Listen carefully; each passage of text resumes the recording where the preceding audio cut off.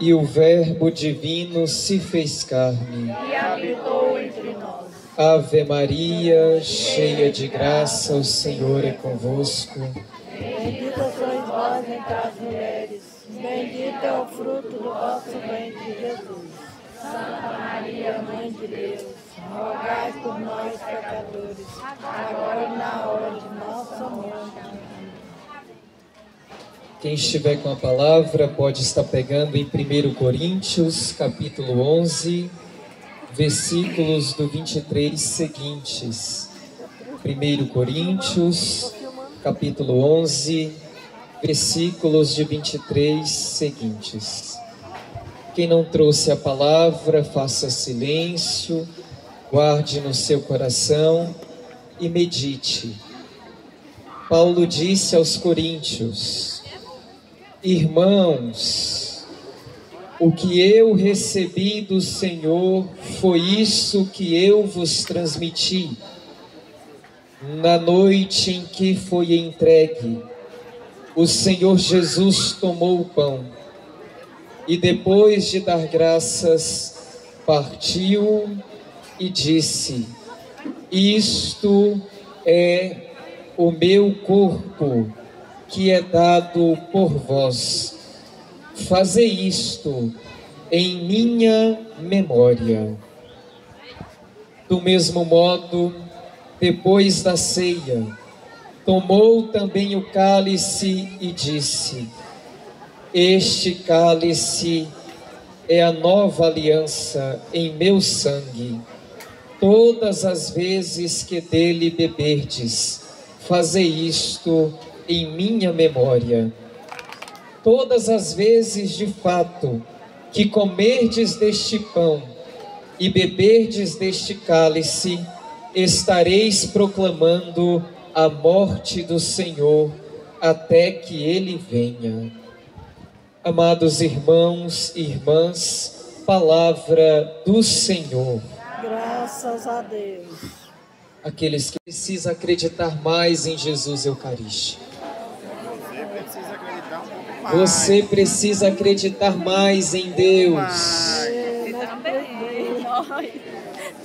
Amados irmãos e irmãs, hoje nós estamos celebrando na igreja a grande solenidade do corpo e do sangue de nosso Senhor Jesus Cristo, popularmente chamada de a grande solenidade Corpus Christi. Mas veja que coisa bonita, porque hoje o tema desta pregação é aquilo que nós costumeiramente rezamos em cada Santo Rosário ao chegar no quinto mistério luminoso, a instituição do sacerdócio e a instituição da Sacratíssima Eucaristia. Que coisa bonita! Hoje nós ouvimos na liturgia uma passagem que nos mostra que Abraão vai ao encontro de Melquisedeque, e ao chegar ao encontro de Melquisedeque, Melquisedeque faz então a bênção do pão e do vinho. Coisa linda, meus irmãos. Primeiro a gente precisa entender um pouco de Bíblia. Quem aqui entende de Bíblia? Levanta a sua mão. Pouco católico entende de Bíblia, né? Vamos entender um pouco de história bíblica. Primeiro, quem foi Abraão? Abraão, eu vou contar uma parte da sua história que nos cabe para esta pregação. Um homem de idade avançada, que era casado e que tinha uma esposa também de idade avançada. Pergunto a vocês, diante da idade que eles tinham, sendo casados, a lógica é que eles tenham ou que não tenham filhos? Não tem. Que eles não tenham filhos. E portanto, Abraão, ele vai ao templo e vê a sua mulher chorosa, que várias vezes suplicava ao Senhor para que tivesse de Abraão um herdeiro. Na lei judaica, o homem que não podia ter filhos era como se aquela família fosse amaldiçoada, que aquela família não tivesse bênçãos diante de Deus. E então olha o que acontece. Certa vez Abraão está em orações E aí ele acaba descobrindo do projeto de Deus que a sua esposa estará grávida. Pergunto a vocês, é uma grande graça ou não é? Idade avançada, esposa estéril, e agora ele recebe a notícia de que será um pai. Pergunto a vocês, gente, é uma graça ou não é? Agora olha o que acontece. O menino nasce, o menino começa a crescer, está se desenvolvendo, e várias vezes o filho de Abraão, que nós chamamos de Isaac, várias vezes aquele menino viu o seu pai levar um cordeirinho, o melhor cordeiro que se tinha do rebanho, para ser então sacrificado. Aí uma vez, Deus querendo testemunhar a fé de Abraão, não era testar, porque Deus já sabe que a gente é fraco, Deus já sabe o que estava no coração de Abraão, mas Ele queria testemunhar para nós aquela fé. E o que Deus faz? Diz para Abraão: Abraão, eu quero que você ofereça aquilo que eu te dei de melhor. Eu quero que você ofereça o seu filho Isaac em sacrifício, para que você demonstre que me ama. Pergunto a vocês, cadê os pais aqui? Os homens, os pais de família, levanta suas mãos. Agora as mães de família, levanta suas mãos. Eu pergunto a vocês, gente, se você, pai e mãe, tivesse só um filho, não sei se você tem só um filho, e Deus olhasse e dissesse assim: eu quero que você mate o seu filho por amor a mim. Seria fácil essa decisão, pais e mães? Doeria no coração de vocês ou não? Imagine como estava o coração de Abraão. Imagine como estava o coração da esposa de Abraão, que nem sabia.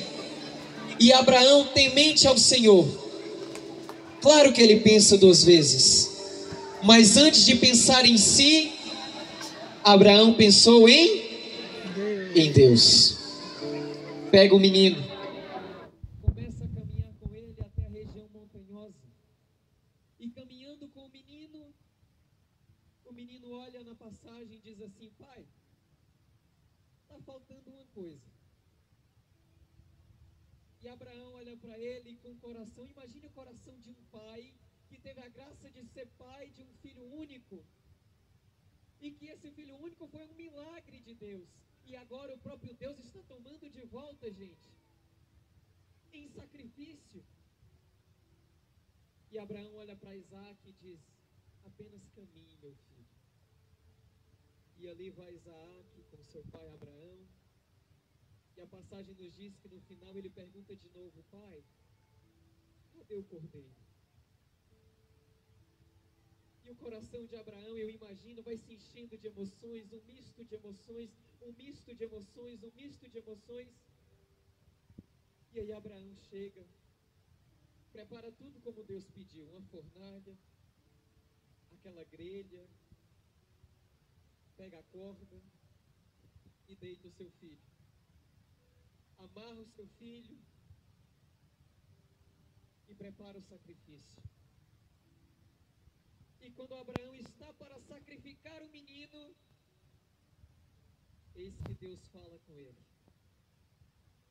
e diz assim: Abraão, Abraão, não faças isto com Isaac. Eu agora conheci a fé que você tem em mim. E Deus faz uma promessa sobre Abraão, que toda a descendência de Abraão seria abençoada por Deus. Você pode olhar para quem está do seu lado e diz assim, pergunta para a pessoa que está do seu lado: sabe quem é a descendência de Abraão? A descendência de Abraão somos nós. Nós somos descendência de Abraão, porque nós professamos na fé católica que Abraão é o pai da fé. E por que Abraão é o pai da fé? Porque ele é prefiguração do Pai que está nos céus. E Santo Tomás de Aquino nos deixa um relato interessante. Ele diz que é como se tivesse tido uma reunião, eles não se separam, mas só para a gente entender, é como se tivesse tido uma reunião lá no céu. E o pai olhou para o filho e disse assim: eu já mandei Moisés, eu já mandei Elias, eu já mandei Josué, eu já mandei Jeremias, já levantei profetas, já levantei sacerdotes, já levantei sumos sacerdotes. Você mesmo viu? Você mesmo viu? Eu já levantei Eli, já levantei Samuel. Quantas pessoas Deus foi levantando para direcionar o povo, e o povo continuando perverso, porque o povo estava na ira do pecado. E no plano da salvação, Santo Tomás de Aquino nos coloca nessa reunião de Pai, Filho e Espírito Santo, como se a Santíssima Trindade estivesse conversando. Eles não se dividem, é um só Deus em três pessoas, mas é como se o Pai olhasse para o Filho e dissesse com o coração cheio de energia, mas ao mesmo tempo com o coração de Deus: meu filho, vá cumprir o prólogo de São João. No princípio era o Verbo, e o Verbo estava com Deus, e o Verbo era Deus, e o Verbo se fez carne e habitou no meio de nós. Amados, até aqui eu cativo vocês para entenderem a logística do plano da salvação. Eu preciso vos dizer: por que Deus tem que mandar o Filho unigênito, o Filho que Ele ama? Porque Deus, na pessoa de Cristo, é o Filho amado pelo Pai. Por quê? Vocês já pararam para se perguntar? Eu vou responder a vocês. Deus tem que mandar o seu Filho único. Ele mesmo disse: para que todo aquele que nele crê não pereça, mas tenha vida eterna. Aqui um detalhe: o diabo estava tomando conta do mundo, estava ou não estava? O diabo era o dono do mundão, era ou não era? Sim. E nós vimos o diabo começar a sua ação onde? Gênesis capítulo 3, versículo 15. Porém, inimizade entre ti e a mulher, entre a tua descendência e o diabo começa a agir ali. E então, o diabo tem três grandes inimigos, e a pregação de hoje vai te ajudar a entender quais são eles. Dogma de fé católica: eu não tenho que ter fé no diabo, mas eu tenho que acreditar que ele existe. Se eu disser que acredito em Deus, em Jesus, e não acredito que o diabo existe, para que Deus morreu mesmo, se não tem pecado, não tem tentação? Então presta atenção numa coisa. Primeira coisa que o diabo odeia: o diabo, ele odeia você. O diabo te odeia. Sabe por que o diabo te odeia? Porque o diabo odeia tudo que pode ser santo. E você pode ser santo. Criatura, abra sua mente. Você pode ser santo. E tudo que pode ser agradável ao Senhor, o diabo quer matar, roubar e destruir. Portanto, o diabo te odeia. E o diabo está fazendo de tudo para que você saia da fé, para que você esteja derrotado. O diabo coloca em alguns tristeza, o diabo coloca em outros vaidade, o diabo coloca em outros orgulho, o diabo coloca em outros adultério, o diabo coloca em outros a tentação, e a gente vai caindo, porque o diabo quer nos destruir. E todas as vezes que nós fazemos o que Adão e Eva fizeram, escutamos a voz do diabo, a gente cai. Segunda coisa nessa introdução que eu quero que você saiba: qual é a outra coisa que o diabo quer destruir? Depois de você, se ele não conseguir te derrubar, o diabo vai querer destruir a sua família. Sabe por quê? Porque ele sabe: se eu não estou conseguindo derrubar um, se eu derrubar o resto dele, ele vai se abalar. Vai ou não vai? Não é assim que acontece com a gente? Eu posso estar dentro da igreja. Se eu amo a minha família e vejo pessoas que não estão na vida da comunidade, que é da minha família, isso me dói. O diabo quer derrubar a sua família.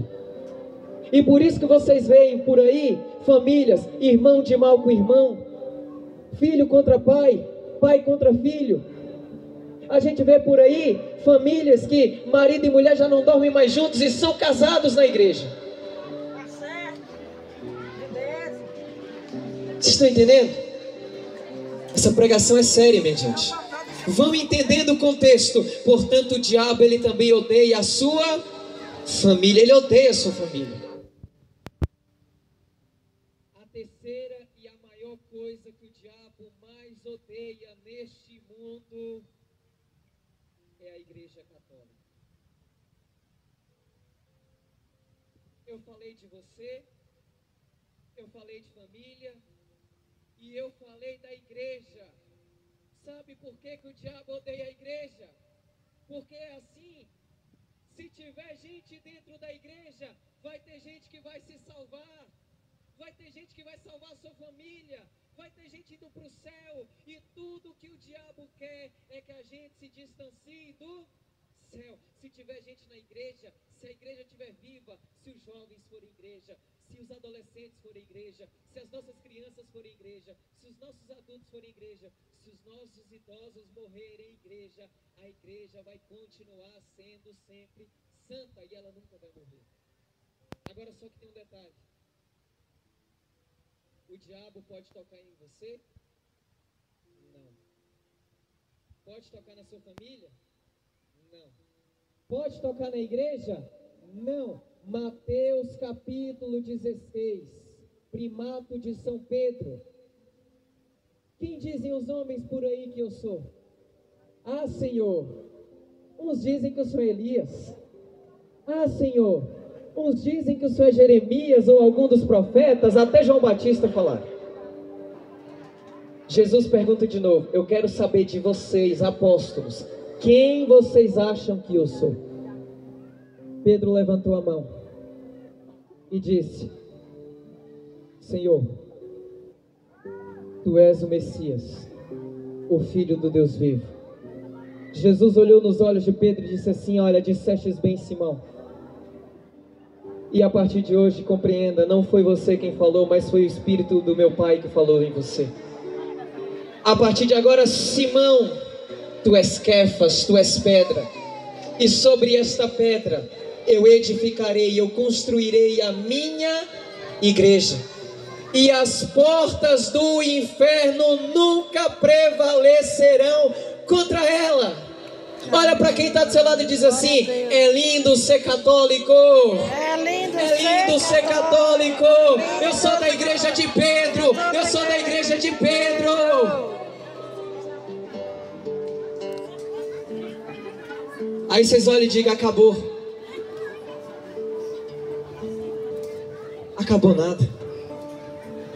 Quinta-feira Santa. Como é que Jesus está? Jesus está com seus discípulos. Às vezes a gente pensa que o mistério da paixão e morte de Cristo está na sexta-feira Santa. Mas o mistério da paixão e morte de Cristo começa na quinta. Sim. Porque ali Jesus institui o sacerdócio.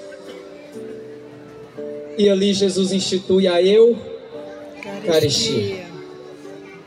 O que Jesus faz? Olha para os apóstolos. Eleva o pão. Vocês já viram algum padre fazer isso? Elevando o pão? O padre faz aquela oração tão bonita. Bendito sejais, Senhor Deus do universo, pelo pão que recebemos, fruto da terra e do trabalho humano, que agora se tornará para nós pão da salvação. E se a igreja bem for litúrgica, vai responder, bendito seja Deus para sempre. Vocês já viram o padre pegar o vinho? O cálice? Levanta lá o cálice e diz, bendito sejais, Senhor Deus do universo, pelo vinho que recebemos, fruto da videira e do trabalho humano, que agora se tornará para nós cálice da salvação. E a igreja responde, bendito seja Deus para sempre. Amados, Aprendam isso aqui. Aprendam isso aqui. Quando Jesus pegou aquele pão, Jesus celebrou a única missa do mundo. Nós vimos o Padre Onildo falar o quê? Parar de contar quantas missas eu celebrei. A única missa. Um único mistério. E vamos parar com essa ideia de que a gente está atualizando o mistério. Não é um aplicativo que fica velho e a gente atualiza. Não. Nós estamos presentes no mistério. Eu pergunto a vocês aqui, em alguma dessas comunidades aqui de Cristópolis, tem sacrário? Tem. Tem? Tem. Tem algum sacrário aqui? Tem. Na paróquia tem algum sacrário? Tem. Com luzinha acesa? Tem. Vocês sabem o que isso significa? Jesus está Sabe? lá, sabe? Sabe não. Jesus está Eu vou explicar para vocês o que isso significa. Quando o padre coloca suas mãos sobre pão e vinho, e ele tem que colocar as mãos porque o Espírito Santo efuso desce e transubstancia. Pão, sai a ideia de pão, é corpo, é carne. Vinho, sai a ideia de vinho, é sangue. E no momento da transubstanciação,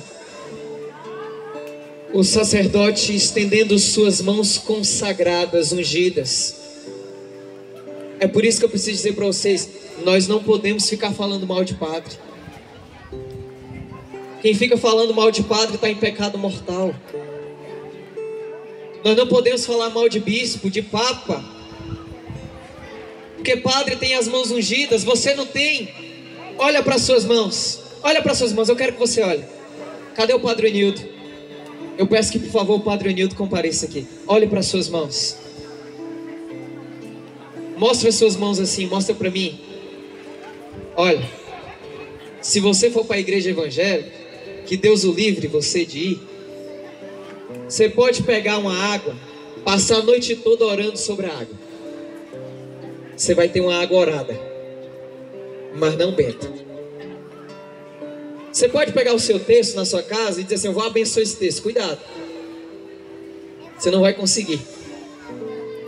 Mas se o sacerdote simplesmente fizer um gesto assim, com as suas mãos, sobre o texto, aquele texto, filhão, está abençoado. Sabe por quê? Porque isto é o poder petrino, isto é o poder que nós chamamos de comunhão da igreja. A igreja ela é viva há 2000 anos e ela vai passando isto de geração para geração. Um bispo vai consagrando sacerdotes e outros bispos vão sendo levantados e a igreja vai fazendo a sua sucessão. Portanto, quando você vier à missa, você não pode ir para a missa também assim.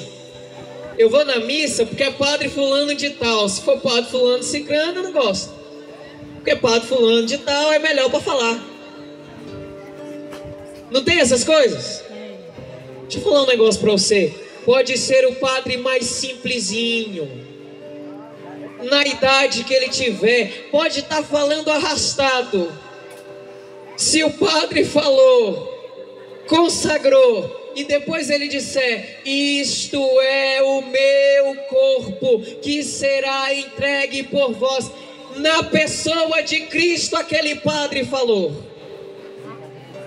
Por isso que um anjo uma vez disse numa visão para uma santa aí que eu não me lembro, mas não, também não sou obrigado a decorar tudo. Mas um anjo uma vez disse assim, olha, se tiver vindo a mim, uma pessoa disse, né? Se tiver vindo a mim um anjo e um sacerdote, eu dobro o meu joelho diante do sacerdote, porque o anjo não traz Eucaristia para mim, o padre traz. Verdade. Verdade. O padre traz.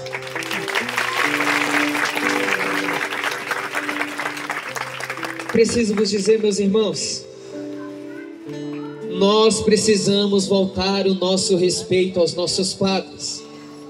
Você quer ver o mundo como seria diferente?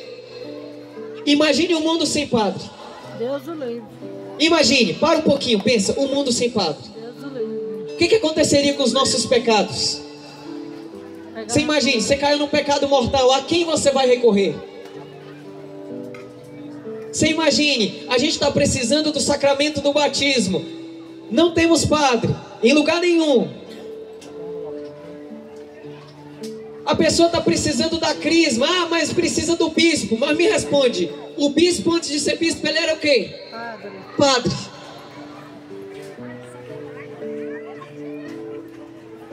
E a unção dos enfermos? E a Eucaristia? Por isso eu preciso dizer uma coisa para vocês.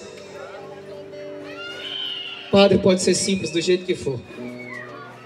Vou repetir de novo. Colocou as mãos sobre as oferendas, abençoou as oferendas, disse a fórmula: isto é o meu corpo, isto é o meu sangue. Vocês já sabem isso, que foi o que nós acabamos de ouvir Paulo dando testemunho que aprendeste de Cristo. Sabe o que acontece por aí? Às vezes, meus irmãos, nós estamos procurando Cristo muito distante de nós. Preciso falar para todos vocês deste município de Cristópolis. Quem aqui é de Cristópolis? Levanta sua mão. De todas as comunidades, levanta a mão, meu povo. Isso é pregação séria. Eu preciso dizer a vocês: Jesus mora em Cristópolis. Jesus mora em Cristópolis. Cada sacrário aqui que tenha uma comunidade, o sacrário da matriz, significa que Deus mora em Cristópolis. Jesus mora nesta região. Se você tem na sua comunidade um sacrário, Jesus mora no seu lugar.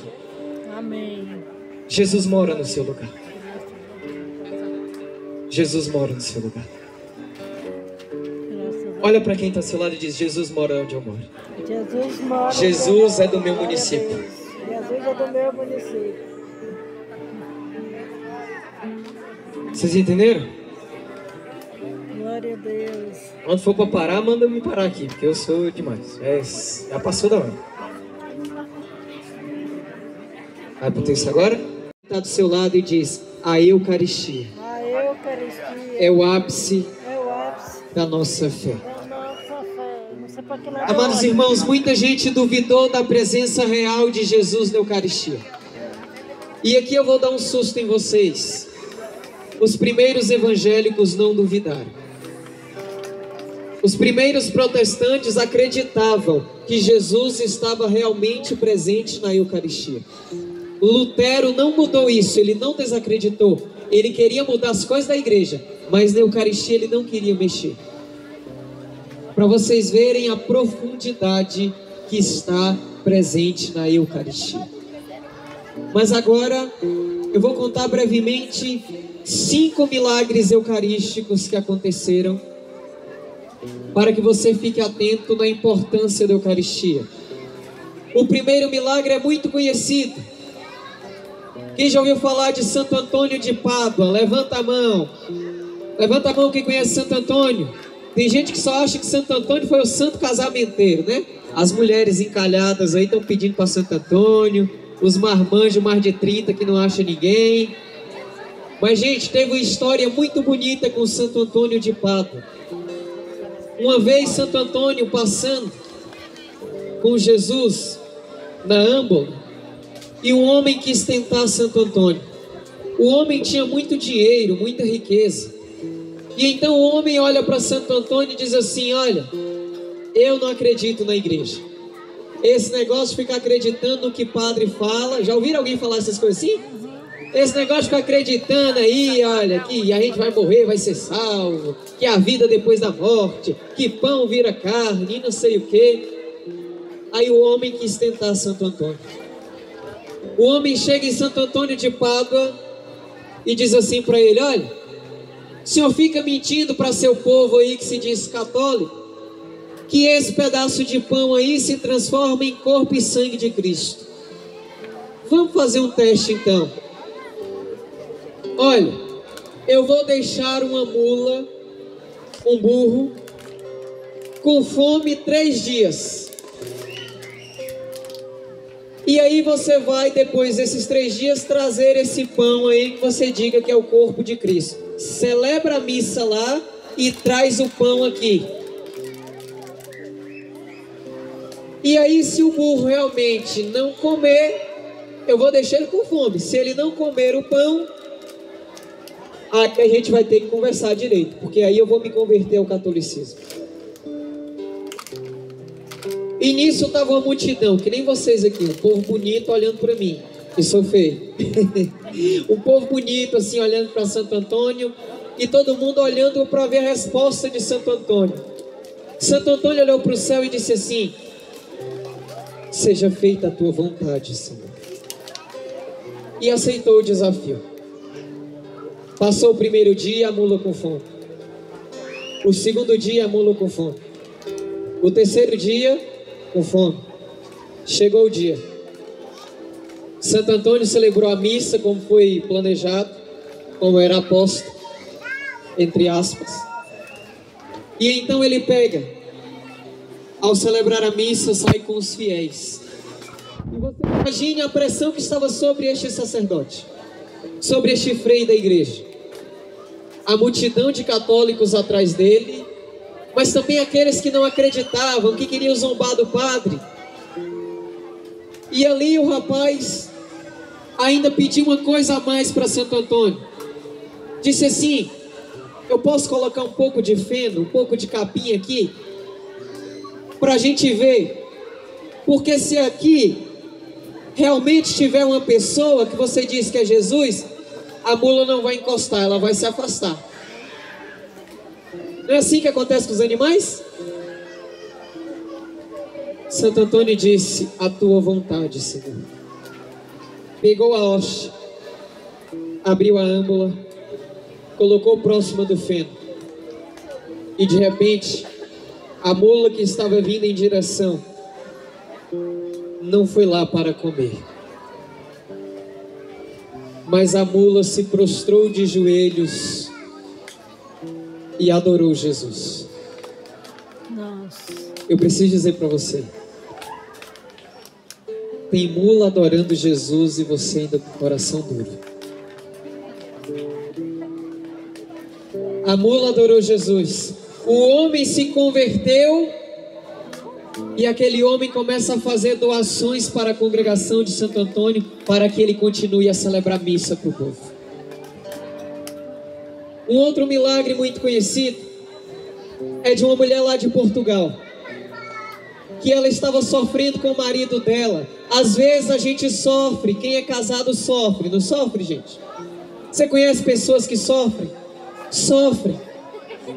Tem pessoas que sofrem, que às vezes no namoro é o meu bem para lá, o meu amor para cá, mas que não conheceu com profundidade. E aí quando chega dentro do matrimônio, porque não se conheceram, acaba descobrindo que ali não era amor de verdade, né? Entre aspas.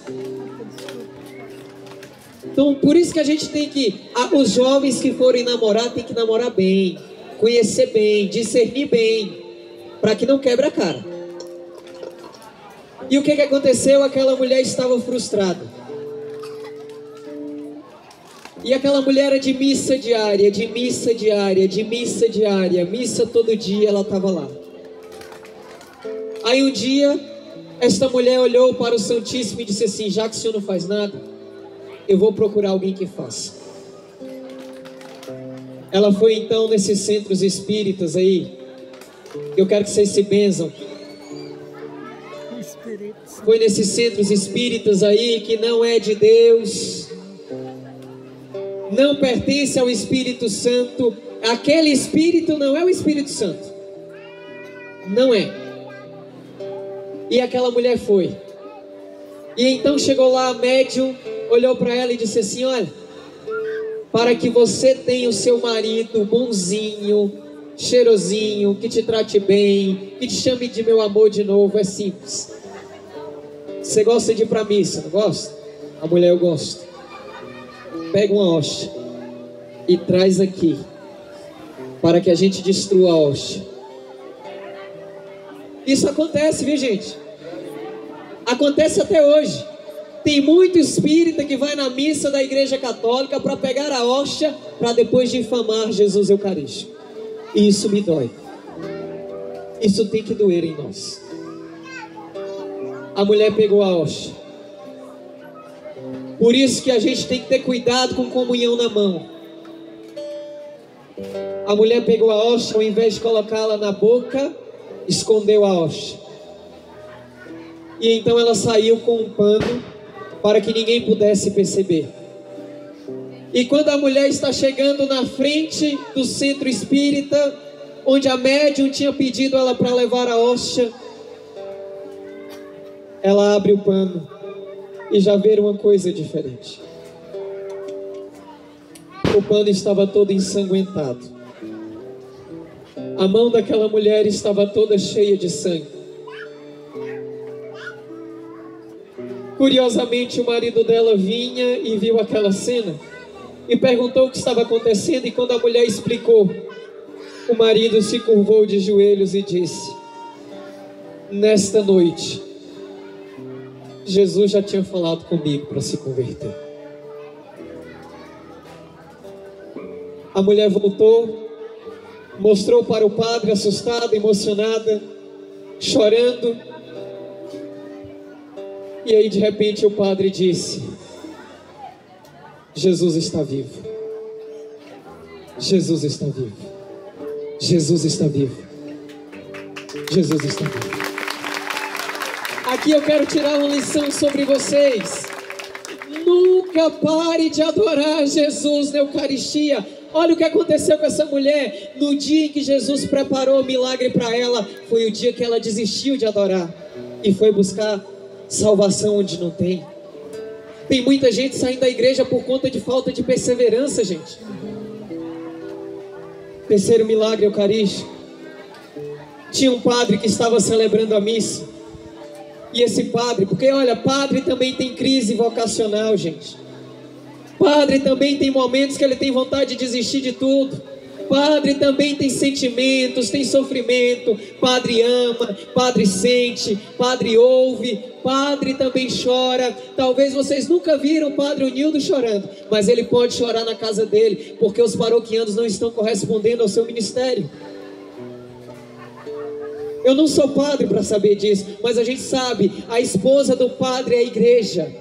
E se a igreja não está correspondendo ao sacerdócio do padre, o padre chora, porque ele sabe que as almas que a ele foram confiadas, ele precisa delas para chegar no céu. E então tinha um padre que estava em crise vocacional. E o padre então foi celebrar a missa. E quando ele foi celebrar a missa, ele estava duvidando de que ali era o corpo e que era o sangue de Jesus. E assim como aquela mulher, quando ele ergueu o pão, começou a descer sangue na mão do padre ao ponto de pingar no corporal. O padre não pensou duas vezes. Pegou a hóstia, colocou no ostensório, saiu em procissão. E toda aquela cidade dobrava o seu joelho, porque viu, Jesus Cristo é o Senhor. E ele falou: isto é o meu corpo, que será derramado por vós.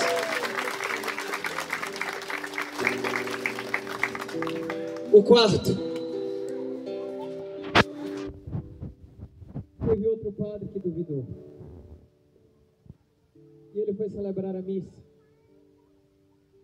Assim como o outro estava em crise vocacional também. E esse milagre é muito conhecido, porque esse é um milagre que também nos testemunha do Corpus Christi. O padre colocou a mão sobre as oferendas e de repente viu que o pão estava ganhando uma nova natureza. Quando ele começou a olhar para o vinho e começou a sentir o cheiro, ele sentiu o cheiro de sangue. E o padre, que estava com dúvidas, se prostrou, de joelhos. A assembleia ficou sem entender nada. O padre ficou chorando, como eu fiquei ali no cantinho hoje chorando na missa. Chorando.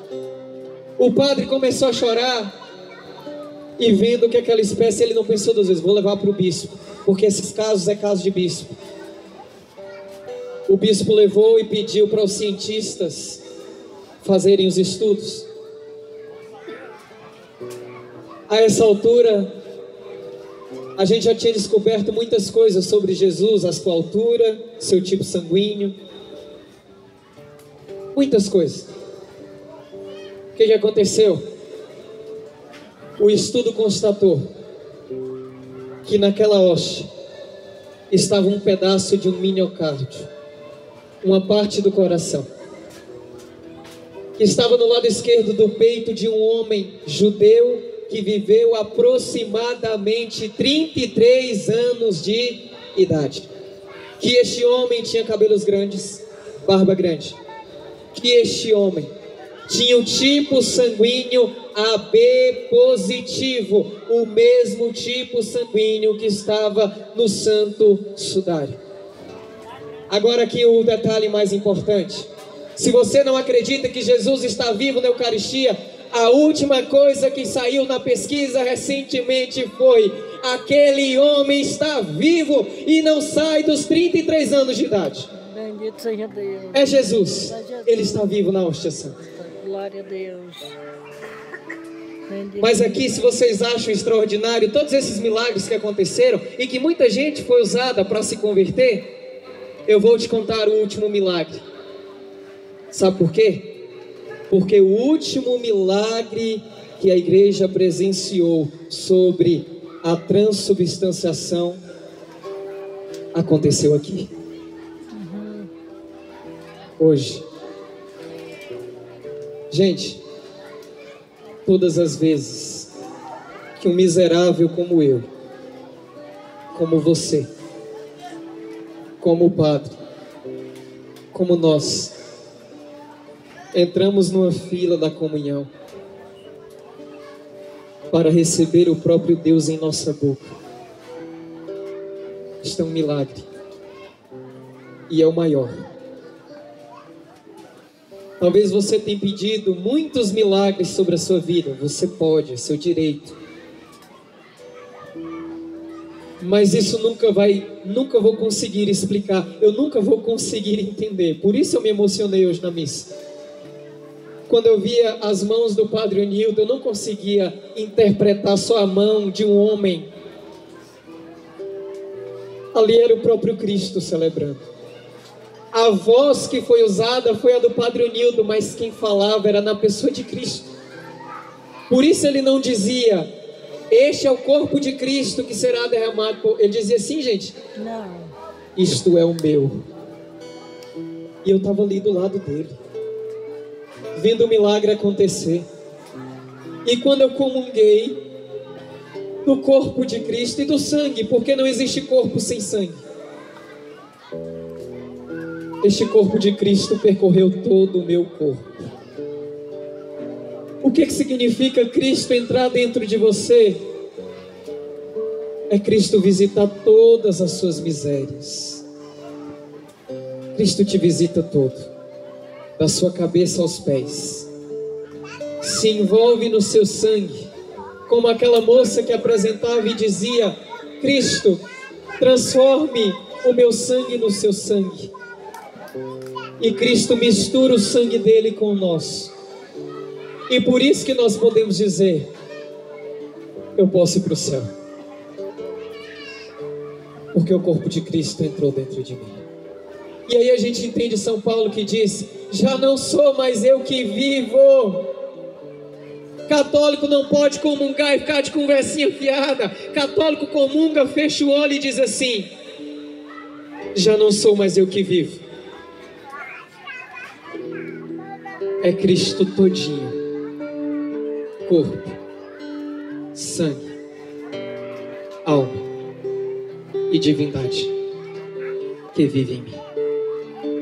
Amados, eu não sei vocês, mas desde o dia que eu entendi que ali era realmente Jesus,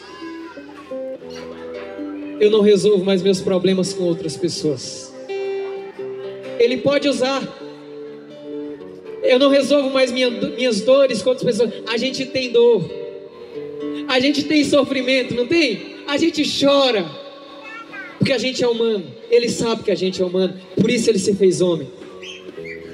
Mas quando eu entendi que o maior homem do mundo, que Deus está presente num tabernáculo, numa casinha deste tamanho, como o meu coração que é tão pequeno, ele entra aqui dentro. Quando eu descobri isso, é em Cristo que eu vou. Eu convido você a olhar para quem está ao seu lado e diga: é em Cristo que nós vamos. É em Cristo que nós vamos. Cristo está levantando. Sem dúvida. Repete comigo: Cristo está levantando Cristo está levantando uma geração de adoradores, pessoas apaixonadas pela Eucaristia, pessoas apaixonadas pelo sacerdócio, pessoas católicas de verdade. Pessoas católicas de verdade. Eu quero que você vai ficando de pé. Vai ficando de pé. Vai segurando bem no alto na mão de quem está do seu lado. Eu queria que nós olhássemos para a mão do Padre Nildo. As duas mãos, Padre. Ergue suas duas mãos. Aquelas duas mãos ali, olha. Olha bem para elas. Olha bem para as duas mãos. Fica em cima do palco aqui, Padre, para todo mundo ver. Olhe bem para essas duas mãos. Mostra as suas duas mãos. Essas duas mãos aqui, elas têm o poder de transubstanciar pão em corpo, vinho em sangue, de absolver pecados. Amem o seu Padre, porque Ele traz para nós Deus. Amem o Padre, amem o nosso sacerdócio. O Padre, com as mãos sobre nós, vai estar orando em silêncio, para que nós, enquanto cantamos Eu Te Levantarei, nós sejamos levantados como igreja de adoradores. Vamos juntos: Eu Te Levantarei.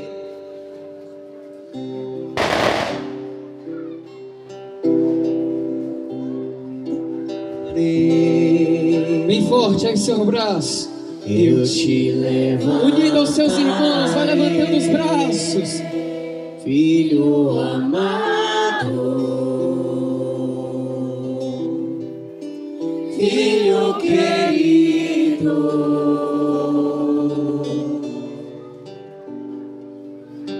eu te levantarei. Vem Jesus Eucarístico sobre nós. Eu te levantarei. Vem, Senhor, sobre Filho nós. amado, As pessoas que estão afastadas da comunhão, Senhor, Filho querido, dai a essas pessoas fortaleza para que elas se levantem e voltem a comunhar. restituirei tuas forças e te atrairei a mim, E te darei novas vestes, Filho amado. Filho amado, Mais uma vez: restituirei, restituirei. restituirei Canta com amor, tuas canta com fé. forças e te atrairei a mim, E te darei novas vestes, Filho amado. O gesto que eu vou fazer aqui, Padre, se eu continuo aí com as mãos assim, esse gesto que eu vou fazer aqui é um gesto de quem sabe que sem um sacerdote a gente não tem Eucaristia. Eu preciso dizer a vocês de novo: amem o Padre de vocês. Se vier outro padre, o Padre Nildo vai ter que passar, né, Padre Nildo? Você vai ter que ir para outra paróquia um dia, vai ter que continuar a sua missão. Quando vier outro padre, ele vai continuar trazendo Eucaristia. Ele tem defeitos, ele terá problemas, ele será diferente, mas ame, ame, ame, ame, porque Jesus está realmente na Eucaristia. A gente pode viver sem tudo, mas a gente não vive sem Eucaristia. A gente não vive sem Eucaristia. Então eu vou fazer um gesto de respeito, de amor a Jesus Eucarístico e a missão que Ele confia a cada um de nós de forma particular. Mas ao mesmo tempo em que eu farei esse gesto, eu quero que vocês, olhando para mim fazendo isso, possam rezar nas suas casas os textos diante do Santíssimo pelos nossos padres. pelas nossas vocações, pela nossa igreja, pela sua família e por você. E por você. Amém?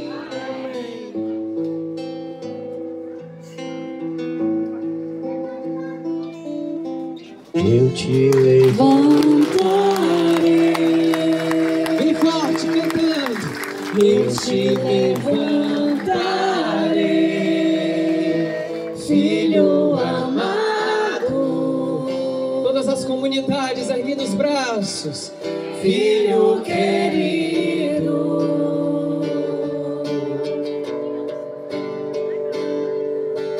eu te levantarei, eu te levantarei, filho amado, filho querido. Restituirei tuas forças e te atrairei a mim e te darei novas vestes, filho amado. Viva Jesus Eucarístico! Viva Corpus Christi! Viva Jesus! Amém. Viva! Viva Edenilson! Louvado seja Deus pelas pregações, pelo dia de hoje. Somos gratos a Deus, a todos vocês que deslocaram das suas casas e vieram passar esse dia, um dia especial para todos nós. E somos gratos a Deus. Agradecer também, em nome da comunidade aqui, a Edileuza, juntamente com toda a equipe aqui da comunidade, que se empenhou para realizar esse encontrão. Foi muito bom, né? Está sendo muito bom? Estão gostando? Ótimo! Muito bem. Então, vocês preferem animação ou sorteio da comunidade?